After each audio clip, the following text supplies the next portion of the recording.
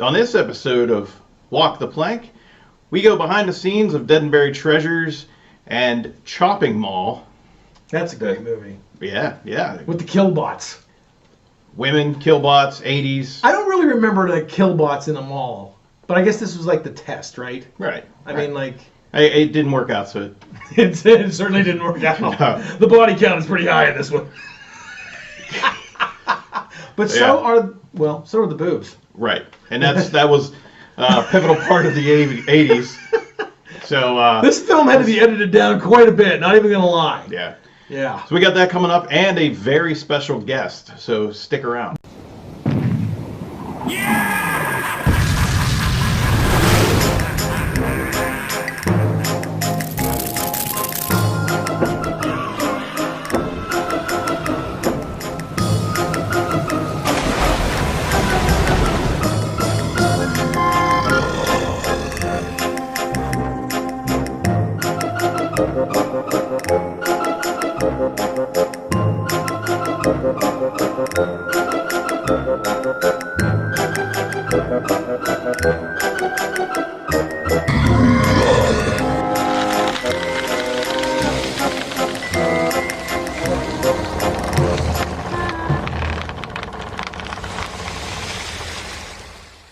Welcome to Walk the Plank, the Dead and Buried Treasures pre-show. I'm your host, Rich Cange, and to my right, your left, the 3-2-1 windman himself, series creator, Erik Sprowls. You know why I wear this?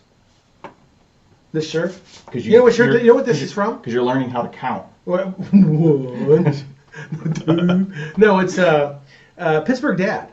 I bumped into him at Steel City Con this year, and because we're both Pittsburgh shows, I'm trying to get Kurt on the show. Kurt is his name, Dad. But like Kurt Wooten is his name. But I'm trying to get him on the show. So when I bumped into him at Steel City Con, I bought one of his shirts, and we kind of hit it off. And so we're still trying to make all the things happen. But he may not be on for a while. He's in wide need everywhere. So we're going to try to, even if it's just a cameo, I'd like to have him on the show. So it'd be a lot of fun. Oh, so I'm marketing his show too. Look at that. Maybe someday you'll have your own merch. Maybe. Have my face on there. Yeah. Jack, or I'm smacking Jack with a newspaper. Bad parrot. Yeah. No. Bad cockatoo. Boy, that'd be scary. So tonight's movie is Chopping Mall, with one of my favorite actors from the 80s. He wasn't a huge actor, but I think to me he was. Dick Miller, who recently passed away. Yeah, sadly. I knew him best in Gremlins. Right, yeah.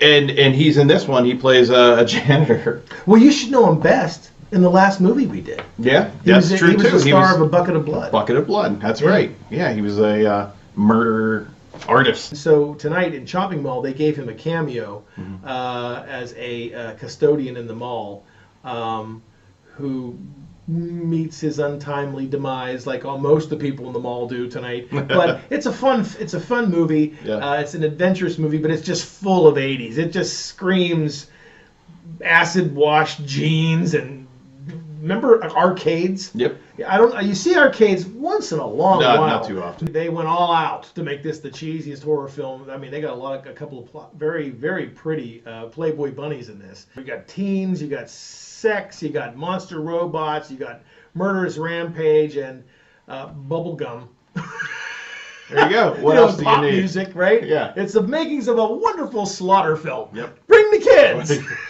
What else could you possibly need? Right. So, but all that aside, Chopping Mall aside, we have our regular show too. We start our mythology tonight. Yes. Yeah, we have a recurring show.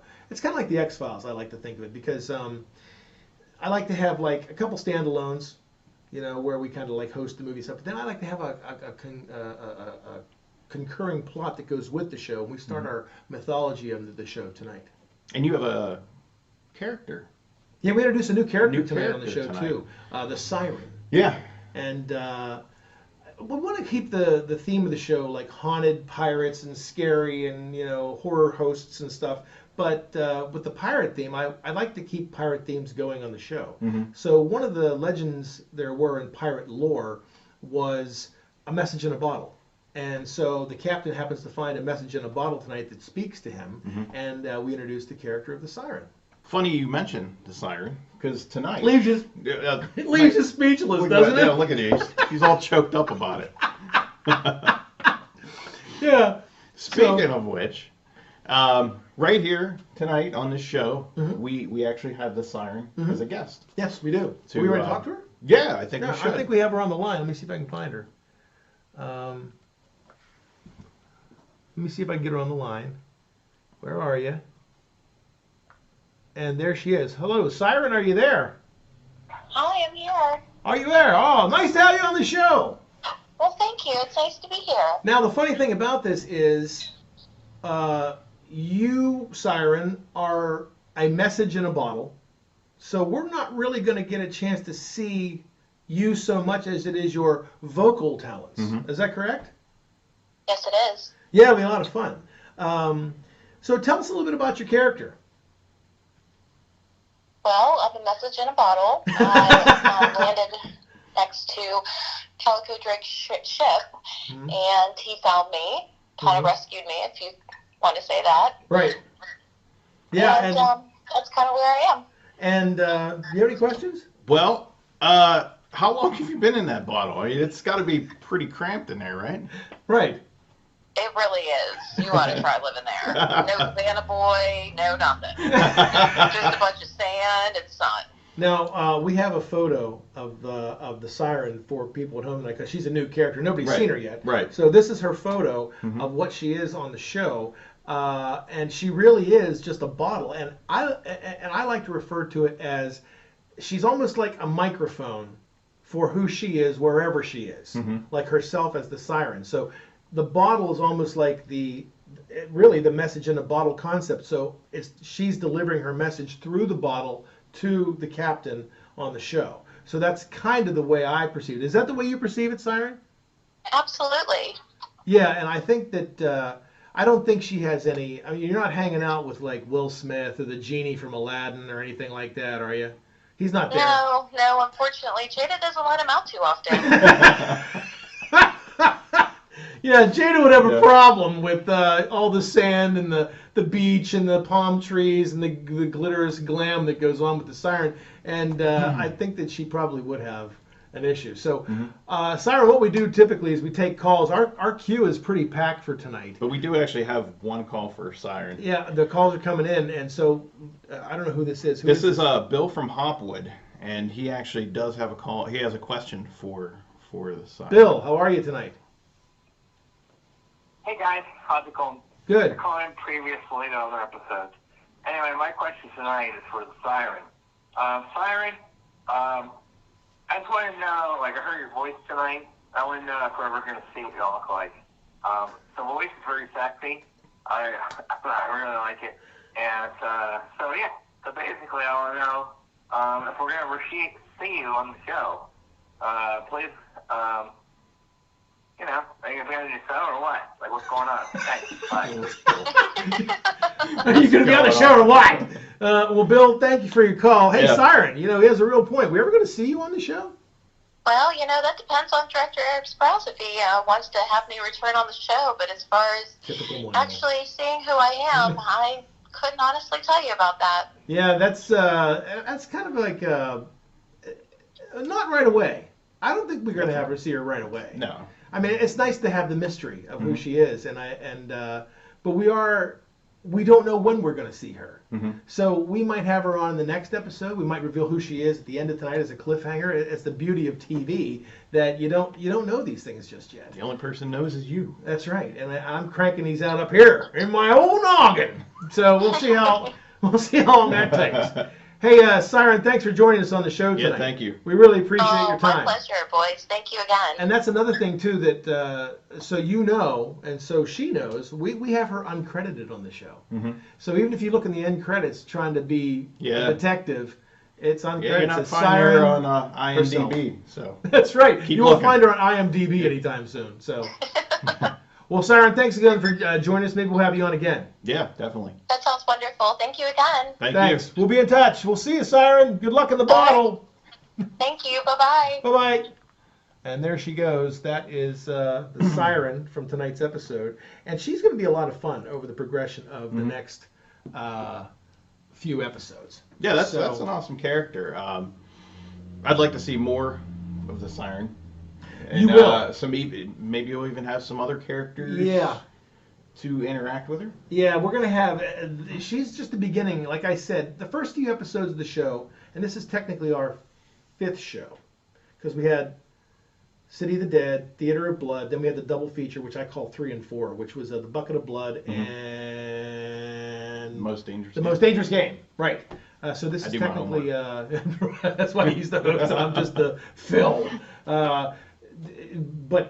So we're doing Chopping Mall tonight. I want to unveil a mythology of our own, and the mythology starts tonight. So it'll be intricate, it'll be very involved, be a lot of fun for everybody. I like to think of it as like the way the X-Files did things. They had standalones with the Monster of the Week, and then they would have something going on with the conspiracy. So this is where I start our conspiracy thing, our own conspiracy tonight. Well, the only question I got for you, as far as the Siren goes, for you, when are we going to get like a Siren merchandise, like maybe a bottle?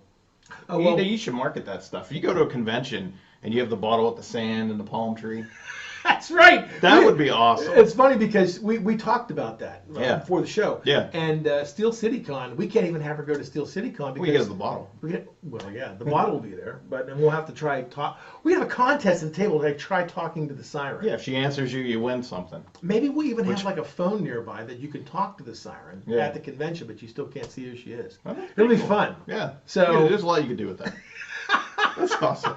A bottle, sand, and a palm tree. Man, you have really cranked it out here. Yeah, people are like, man, you hit the big time. I like your bottle there. You're talking to an old Corona bottle full of Special dirt. What's effects. that all about? But it's not so much the cheesy, cheap, empty alcohol bottle. It's the character behind it. So it's like, yeah, you provided a very cheap prop, but to have her voice the character and give it definition. Now that's something. So Yeah, it'll be a lot of fun though. I think, Yeah. and the woman who plays the Siren is on board. She has some fun. We had some voiceover runs, just like they do at Disney, Yeah. and a lot of them were fun. And I had to say, I keep thinking of this to get her angry, and so it's all acting. It's not just like she's just reading dialogue. She still has to act as the Right. character. You just don't see her on screen. So we're gonna have to get some callers here. yeah, because, we dumped that first call from Bill, and all of a sudden the line filled itself. So there's Yeah. a lot of calls coming in tonight. I can Right. see that right there. it's a busy night. Man, it really is. We got 15 minutes left, so we have heard. Hello, Fan County. So yeah, it'll be a lot of fun. Actually, we're going to Ross Draver. Oh, okay. Is this a Because call we from have, Australia? yes, we do. We have Sam from Ross Draver, and he has a question. Sam, how are you tonight? Hey man, this is Sam from Ross Raver. Just calling to see. I'm a big fan of the Hammer horror films, Christopher Lee and Peter Cushing, and I didn't know like how hard is it to get copyrights for that? Like, can you air that stuff? Like, is it public domain, or are you not allowed to air that kind of thing? Because it is like a classic Hammer horror film. Just wanted your thoughts. I assume that the Universal films are hard to get because Yeah. of the big company, Big Brother, you know. But yeah, I'm just curious about the Hammer films, and if you have any hard time getting any of those, because I love those films. You know, they're just classy and English and all that stuff. I'm gonna hang up the phone now and let you guys talk. All right, thanks, bud. Thank you, Sam. Sam, you are right. Those are some classic films, and wow, you got an interesting story about that. I did, and I could go on about that. The Hammer films, some of them are public domain, some of them are still tied up in, they're copyrighted. And you're right, Sam, about the Universal Studios pictures. Those are all purchased. We prefer to host public domain films so we can have the entire package on our site. And if we did the Hammer films that are copyrighted, we couldn't put them on the site, and we couldn't put them up on the air. So we prefer to have public domain. But I'll tell you a quick story before we move on to our calls, because we have a lot of them tonight.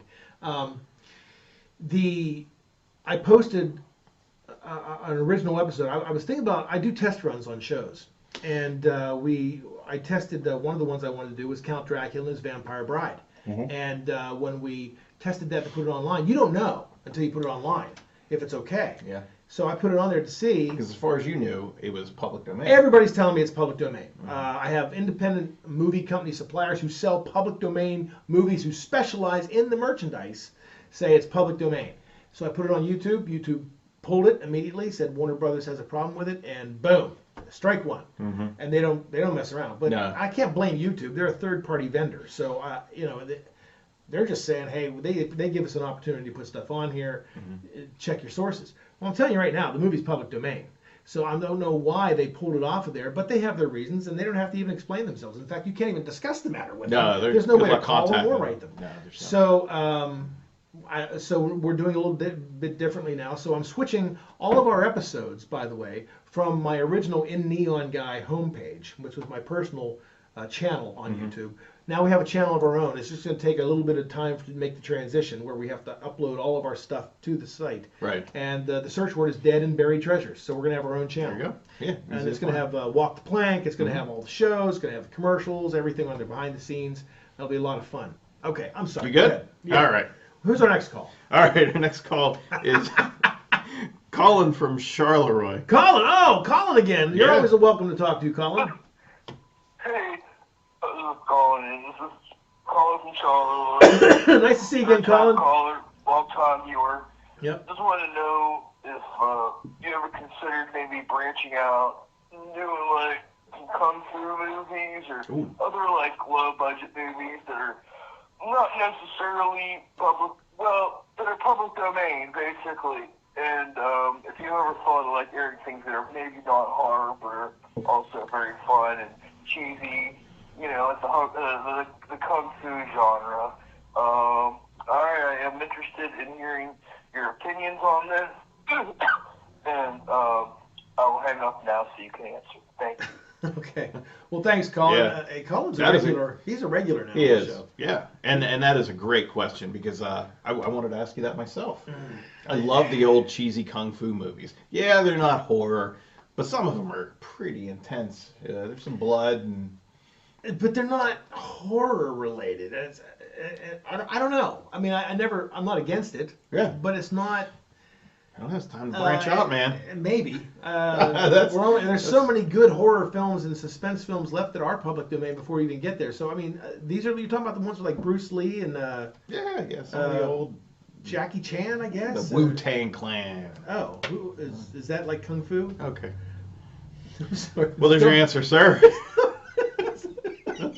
It's not my cup of tea. I'm so sorry. That's all right. You know, it's funny because I had a boss when I was teaching at California University who was all into wrestling. Mm-hmm. And he's like, super wrestling.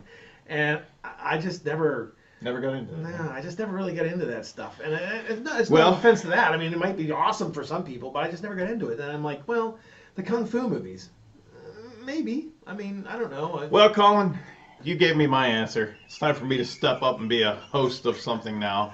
Yeah!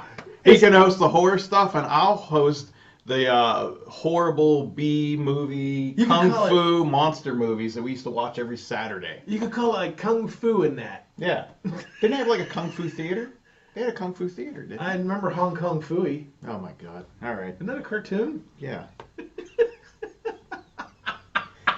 Wow. That's why you do the horror stuff. I never got into wrestling or kung fu or none of that stuff. I'm All sorry. right, so here. So you might not get a kung fu movie, but how about a Godzilla movie? How about a Gamera movie? I mean, that was a favorite on Saturdays that I used to watch growing up. So that's kind of horror-ish. How about you give Colin that? Yep. Could you give him that? I could do that. All right. There might be a public domain out there. In fact, I know there is one. Mm-hmm. It'll be coming up soon. Well, not soon, but like some episodes down the pike. Good. Destroy All Planets. That works for me. Isn't that the Gamera? Yep. That works for me. That's awesome. Godzilla versus King Kong and Godzilla versus Megalon used to be public domain. Yeah, probably. No, King Kong won't be now. But now you have Kong on Skull Island, and you have the Godzilla remake last year coming up. So I mean, it's going to be tough to find that stuff. But like, I don't think there's a Gamera movie out there. There's remake plans in the making. So that works for me. That one I think still is public movie. domain. So yeah, we'll take that into consideration for as far as that. But Kung Fu, I don't think so. Mm-hmm. All right, how about we go to Peters Township? We have Kenny. Go Peters Township. Yeah, it was right down the road. Hi, Kenny. How are you? Hey, guys, I just wanted to say, Army Hearties, keep up the good work. Arr! Keep up the good work, and I hope you have a bunch of good movies in 2020. We will. Arr! Arr! I think you guys are doing a good job, and just keep up the good work. And you should concentrate on horror movies dealing with pirates and their ships. I think that would be pretty good. I can't really think of anything offhand, but keep up the good work and regular baby. That's awesome. Well, thank you, Kenny. Thank you, Kenny. That's probably the best call we've gotten. That's a good R. Yeah. For a minute there, I thought it was reincarnated Myron Cope. That's all. You're a double yawn. Yeah. Myron Cope. You're gonna get Godzilla on the show. That was a great call. Thank you, Kenny. Yeah, thanks, Kenny. To answer your question, we should focus on. He said pirates and their ships. Their ships. At least I hope he said ships, or else we got to bleep that out. Yeah, there's a couple pirate movies. Well, I think Pirates of the Caribbean. That's haunted and stuff, but it's certainly not public domain. Wow, If you're thinking of old movies, there's like Treasure Island, but it's not really. There's a lot of sword play on there. It's not really horror, and that's probably not public domain. That's Disney, isn't it? Yeah. Well, I'm not sure the copyright might have run out on that though. Same thing with who was the pirate? Not Blackbeard. Who was the pirate in Treasure Island? Barbossa? No, that was Pirates of the Caribbean. I don't know. But there was a pirate. I think they did a sequel to that. Oh, okay. They called it like the name of the pirate, Long John Silver. Long that's what John it was. Silver. It was Long John Silver, okay. not the All restaurant, the Hush Puppies, but like Long John Silver was the name of the movie, and I think that might be public domain. I'm not sure if there are any ghosts and goblins. As long as it has ghosts or something haunted, I don't mind doing it on the show because it ties in with the theme of the show. But the moment it doesn't, unless there's a reason. Now, I did consider maybe in September doing a pirate movie because of the Renaissance Festival. Oh, there you go. So and I thought that'd be a nice tie-in. So we'll see. We'll see how it works out. How about we go to Bethel Park? We'll go to Bethel Park. Hey, Bethel Park! What's happening at Bethel Park? Oh, we got David. It's horrible, Myron. That is horrible. Hi, David. How are you? We'll see ya. Hello. Yes. My name is David, and I am calling from Bethel Park. And I must say that the costumes in Denbury Treasures, that pirate costume that Captain Callagher's right bears is so cool. And just like the attention to detail and the parrot, it's just fabulous. I love it all. It just cracks me up, and I love horror. It scares me a little bit, but I just think that it just reminds me of Chili Belly, and I saw that stuff when I was young, and it scared me. It scares me, and what you do scares me. And sir, if it scares me, that means you're doing a good job, and I love it, and I treasure it. I treasure it like dead and buried treasures. Thank you so much. Thank you. Well, thank you, David. Are you still there? Oh, okay. I guess we lost David. There he goes. Thank you for the compliments about the costumes. It is, in the beginning, it was really out of Erik's wallet. And it really still is out of Erik's wallet. That's why we like to do tie it in with like. I did it because I wanted to do some charity work for the local ASPCA and humane societies in the area too. So I'd like to do it as fundraisers. So the costumes we put together really nice. They're a combination of the Renaissance Festival and a place called Spirit. You see Spirit every Halloween out there, Spirit stores. So we did it through the Ren Fest. The hat comes from the Ren Fest, one of the vendors there. The suit came from Spirit. The guns came from here. This came from there. And a lot of it's kind of a hodgepodge of where I find it to put it together. So that's kind of nice. I'm glad you brought up Chili Billy. Yeah, that's a nice compliment. That is. I appreciate that. That's a nice compliment to be tied in with. And David, he scares me too. Yeah. Probably not in the same way he scares you. So we go.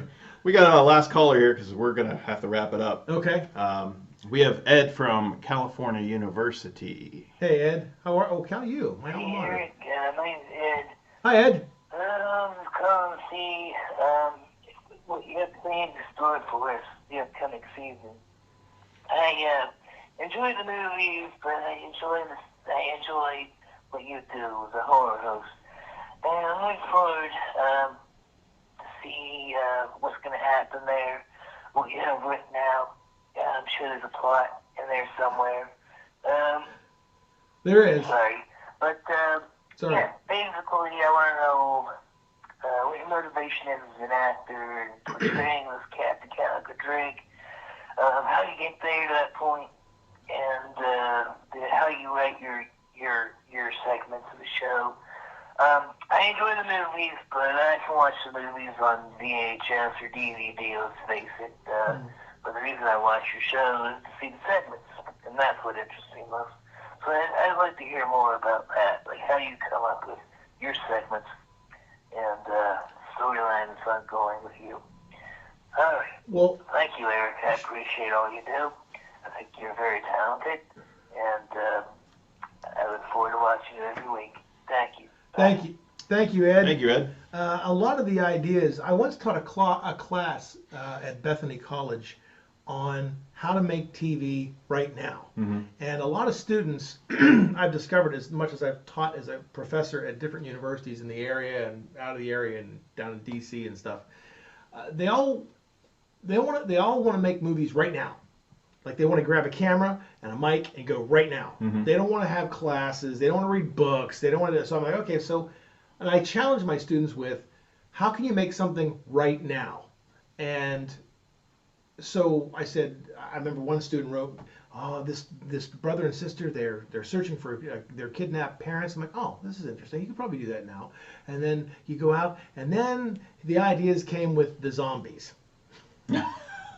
and You gotta have zombies and the everything. Molotov cocktails. Oh, okay. And I'm like, and the spaceship. I'm like, okay, dude, how are you going to do all this? He says, oh, well, I'll just fill up my bottles full of gasoline and put a rag in it. And I'm like, what? And he's like, oh, yeah. And then, like, we're going to, so I said, when are you going to shoot this? About 2 in. Oh, okay. At the college? Yeah. And you're going to throw these. I said, how are you going to do special effects? What's with the Molotov cocktails? Oh, my for? God. So he's using real. And I'm like, you're going to throw Real these up props. against trees. He says, well, I'll have a fire extinguisher. Oh, that's great. And I'm picturing, like, public safety driving Yeah. by, like, with their Cops.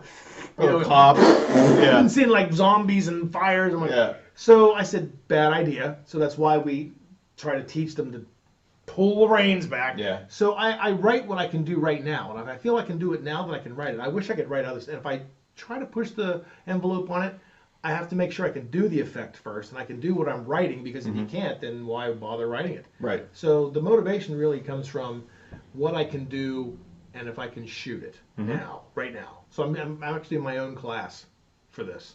So Never it too late works. to learn. Yeah.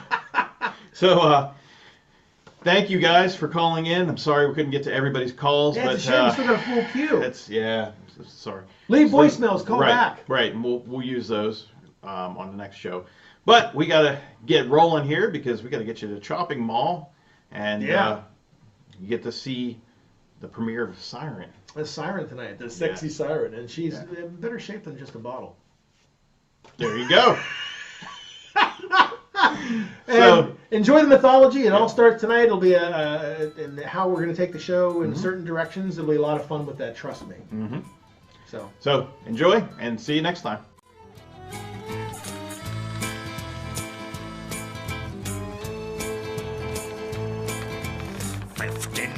On a dead man's chest, yo-ho-ho, and a bottle of rum. Drink and the devil be done for the rest, yo-ho-ho, and a bottle of rum. The mate was faced by the possum's spike, possum's brain with a marlin spike, and a cookie straw was marred belike, had been gripped by fingers then, and they lay old that man like a break out there in a booze.